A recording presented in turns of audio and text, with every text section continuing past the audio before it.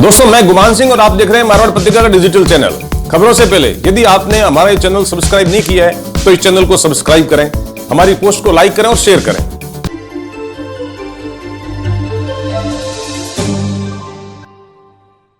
कल मुख्यमंत्री अशोक गहलोत का जालोर व आज सिरोही का दौरा खूब सारे संकेत छोड़ गया।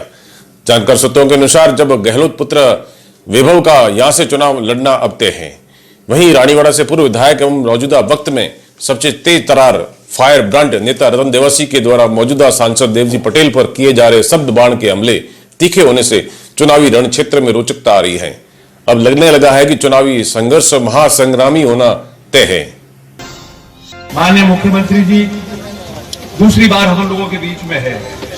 साथियों, आप लोगों ने मेहनत करके इस प्रदेश में राजस्थान की सरकार बनाई है और अब आप लोगों को ध्यान है कि आगे लोकसभा का चुनाव भी आ रहा है।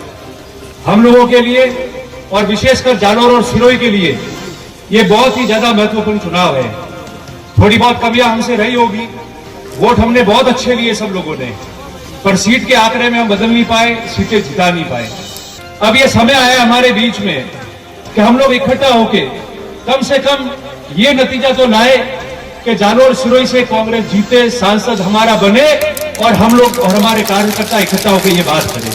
साथियों, अक्सर ये बात आएगी क्योंकि आप लोगों को ध्यान है कि हमेशा मैंने आप लोगों के सामने सीधी बात की। आज भी मैं आप लोगों को बताना चाह रहा हूं कि 5 साल और उसके पहले के 5 साल, 10 साल भारतीय जनता पार्टी का 5 साल का राज और पहले 5 साल जब कांग्रेस का राज था और 5 साल यही सांसद थे, 10 साल हमने कितने मुश्किल से इस सांसद के साथ में निकाले। इनका व्यवहार कैसा है, इनकी बोली कैसी है, इन लोगों ने कांग्रेस के कार्यकर्ता को जमीन तक किस तरीके से नुकसान पहुंचाया जाए, उसके खिलाफ मुकदमे में सहयोग किया जाए और क्या कुछ नहीं किया, ये आप लोगों को ध्यान है। और आज भी हम इकट्ठा होकर अगर ये बात नहीं करें कि ये सांसद कैसे हारे तो कैसे पार पड़ेगी। हमने गहलोत साहब को मिले जब हमने पहले भी कहा था, 2009 में कहा था जब मैं विधायक था, समरजीत सिंह जी थे, सुखराम जी थे, हमारे समान तमाम रामलाल जी, सभी जिले के लोग थे, और 2014 में भी हमने कहा। और साहब आज भी, ये आज की बात होती तो एक अलग बात थी। उम्मीदवार के रूप में जब सारे लोग आए, हमने वैभव जी का नाम क्यों लिया? इसलिए लिया कि आज नहीं कह रहे 2019 के अंदर, 2009 से लेके 2014 और फिर 19 में हमने ये बात की और इस बात को हमको समझना बहुत जरूरी होगा। और हम लोग सारे लोग, हमारा सबसे पहला मकसद ये कि चुनाव मजबूती से लड़ा जाए, पार्टी जीते और इस सांसद ने जिसको हमको परेशान किया है उसको हराकर हमको ये रहे कि कांग्रेस का सांसद यहां से बना और हम लोग कांग्रेस को मजबूत करके काम कर सके। बाकी जितना होना था हो गया, जो नुकसान होना था हो गया, हम लोग जिनको हारने थे वो हार गए, मगर काम आज वही करना पड़ रहा है। आप लोगों के लिए सुबह से लेकर रात तक जो भी समस्या है, 5 साल बाद कांग्रेस का राज आया है, आज भी आपके लिए पांव पे खड़ा रहना पड़ रहा है। मगर अगर हम मजबूत नहीं रहे तो फिर सारे लोग कमजोर हो जाएंगे। 5 साल शासन है, हम आपको वादा करते हैं कि कांग्रेस का कोई भी काम जो है वो बाकी नहीं रहेगा।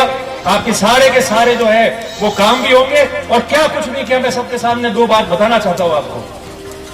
कल इन्होंने बॉम्बे में परसों रेलगाड़ी के इंजन पे चढ़ के तमाशा किया। इस ट्रैक पे सबसे पहले रेलगाड़ी, जो मालगाड़ी चल रही थी, उसकी जगह यात्री गाड़ी किसने चलाई? जब यूपीए की सरकार थी, 2008 और 13 के बीच में कांग्रेस की सरकार थी, गहलोत साहब मुख्यमंत्री थे, मुनियापा जी रेल राज्य मंत्री थे, हम तमाम लोग आपके माध्यम से साहब उनको मिले थे। आपने क्लार्क्स होटल में जयपुर में उनको ये सारी बातें बताई थी और उसके बाद में ये दबाव बना, तब जाके सबसे पहली गाड़ी जो गांधीधाम और जोधपुर की शुरू हुई, उसमें हरी झंडी देके गहलोत साहब ने और राज्य मंत्री मुनियापा जी ने उस ट्रेन को रवाना किया था वहां से और आप लोगों ने जगह जगह स्वागत किया था। जब इस ट्रेन यहाँ जो है यात्री गाड़ी चली है और वो गाड़ियां जो कांग्रेस के राज में चली, राजस्थान सरकार और यूपीए सरकार के, उसके बाद में अगर एक भी रेलगाड़ी चली हो, एक भी फेरा बढ़ा हो, तो आप तमाम कार्यकर्ता लोग, पत्रकार मित्र बैठे, आप मेरे को बता दो। और कल जो गाड़ी चली है वो कौन सी गाड़ी चली? जो छुट्टियों में, गर्मियों में हॉलीडे गाड़ियां चलती है। ये भारतीय जनता पार्टी के लोग तमाशा कर रहे थे, स्वागत कर रहे थे, मगर ये छुट्टियों के बाद में ये गाड़ी चलेगी कि नहीं चलेगी, आप मेरे को बताओ।